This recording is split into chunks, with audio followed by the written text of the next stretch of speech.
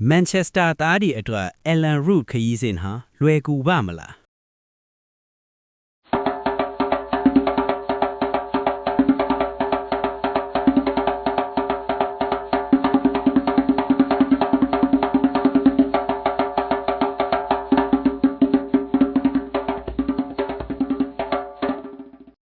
မင်္ဂလာပါခင်ဗျာ Nice Choice Channel ကနေပြန်လဲကြိုးစိုးလိုက်ပါတယ်ခင်ဗျာဒီနေ့ညအတွက်ရွေးချယ်ထားတဲ့ပွဲစဉ်ကတော့မြန်မာစံတော်ချိန်မနက်12နာရီအချိန်မှာရှင်ပြိုင်ကစားကြမယ်အင်္ဂလန် Premier League ပွဲစဉ်တစ်ပွဲဖြစ်တဲ့ Leeds နဲ့ Man City တို့ပွဲစဉ်ပဲဖြစ်ပါတယ်ဗျာ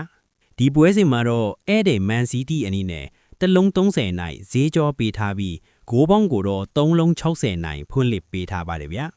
မနစ်က Championship ရဲ့ Champion အနေနဲ့Premier League ကိုတန်းတက်လာခဲ့တဲ့ Leeds အနေနဲ့ဒီယာဒီမှာအသင်းကြီးအချို့ကိုအခက်တွေ့ရောက်ကစားနိုင်ခဲ့တာတွေ့ရပါတယ်။ပထမအကျော့ပွဲစဉ်တုန်းကမိနစ်90ကျော်မှာအနိုင်ကိုပေးလိုက်ရတဲ့ Man City ကိုယခုအင်ကွဲမှာလည်းအခက်တွေ့အောင်ကစားနိုင်မလားဆိုတာစောင့်ကြည့်ရမှာပါ။တစ်ဖက်ကအဲ့ဒီ Man City အနေနဲ့တော့ဇယားထေကအာဆင်နယ်ကိုဖိအားဆက်လက်ပေးနိုင်ဖို့အရေးပွဲတိုင်းကိုအနိုင်ရအောင်ကြိုးစားကစားနေတာတွေ့ရပါတယ်။ယခုအဝေးခွင်းပွဲစဉ်မှာလည်းတန်းတက် Leeds United ကိုဆက်လက်အနိုင်ယူဖို့အားထက်ကစားလာမှာဖြစ်ပါတယ်။ဒီပွဲစဉ်မှာပုံမှန်ကြည့်ရင် Man City ပေးထားတဲ့ body ဈေးဟာတင်းတင်းမြတာတဲ့ဈေးတန်းလို့ထင်စရာရှိပါတယ်။ဘာကြောင့်လဲဆိုရင်အာဆင်နယ်ဟာလည်း Leeds ကိုအဝေးခွင်းမှာတစ်လုံး20နိုင်တာဈေးကြောပေးခဲ့တာဖြစ်လို့ပါပဲ။သို့တော့အာဆင်နယ်ဟာအိမ်ကွင်းမှာတော့က Leeds ကိုတစ်လုံးအရှုံးတာဈေးကြောပေးခဲ့ပြီးမြဲ Man City ဟာသူ့အိမ်ကွင်းမှာတော့က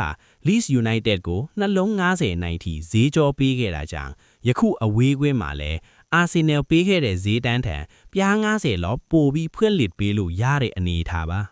နိုင်ပွဲဒီလိုအပ်နေတဲ့အဲ့ဒီ Man City အနေနဲ့ဒီပွဲဟာလွယ်ကူကူအနိုင်ရနိုင်မယ်ဆို body ဈေးဟာတစ်လုံးတရေနဲ့အထက်မှာရှိတဲ့နေမှာထည့်ပြီးဒါဟာဖြစ်တဲ့နေဈေးတန်းပါပဲလက်ရှိမှာပြီးခဲ့တဲ့ပွဲစဉ်ဒီကလိုမျိုးဒဏ်ရာပြဿနာလေတိတ်မရှိတော့ပဲလူပြန်ဆုံလာတဲ့အဲ့ဒီ Man City အနေနဲ့ဒီပွဲမှာဂိုးပြတ်အနိုင်ရနိုင်မယ်ဆိုတစ်လုံး30နိုင်ဆိုတဲ့ဈေးတန်းနဲ့တော့ဖွင့်လှစ်မလာသင့်ဘူးလို့ကောက်ချက်ချမိပါတယ်။